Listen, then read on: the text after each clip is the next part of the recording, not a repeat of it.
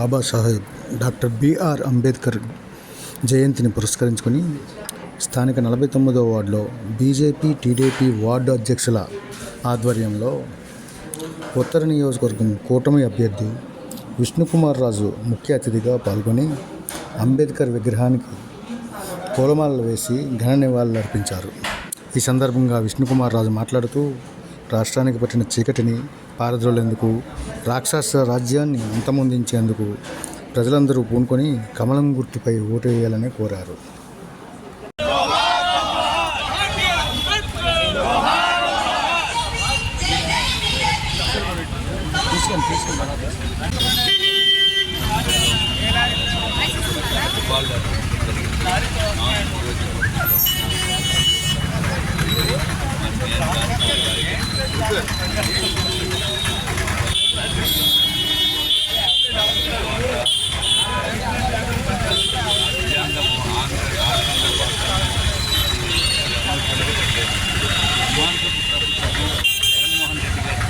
అన్ని డ్రామాలు వేస్తారు, కోడికత్తి డ్రామా వేస్తారు, అదేదో మళ్ళీ డ్రామా మొదలెట్టారని చెప్పి చూశాము.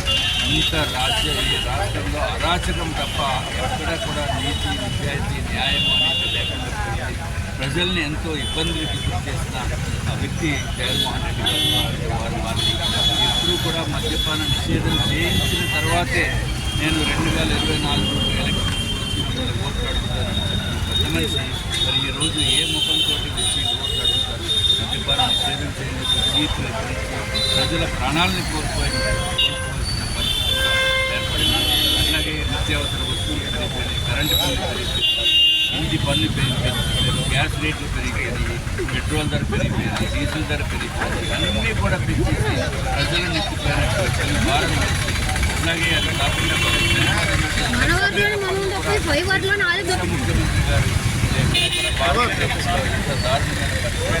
కాబట్టి మూడు పార్టీలు, భారతీయ జనతా పార్టీ, తెలుగుదేశం పార్టీ, జనసేన, పవన్ కళ్యాణ్ గారి కలిసి నిల్చోబెట్టిన అభ్యర్థుల్ని ఈ రాష్ట్ర ప్రజలు అందరూ కూడా దయచేసి పార్టీలకు అతీతంగా మీరు గెలిపించవలసిందిగా మేము ప్రార్థిస్తున్నాము.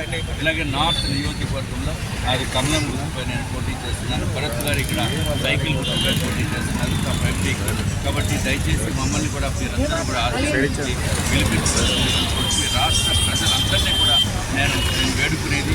ఇక్కడ నార్త్ నియోజకవర్గంలో ఉన్న మీ బంధువులకి, స్నేహితులకి దయచేసి ఫోన్ చేసి విష్ణుకుమార్ రాజుకి కమలం గుర్తుపై ఓటు వేసి గెలిపించవలసిందిగా అందరినీ కూడా నేను కోరుకుంటున్నాను.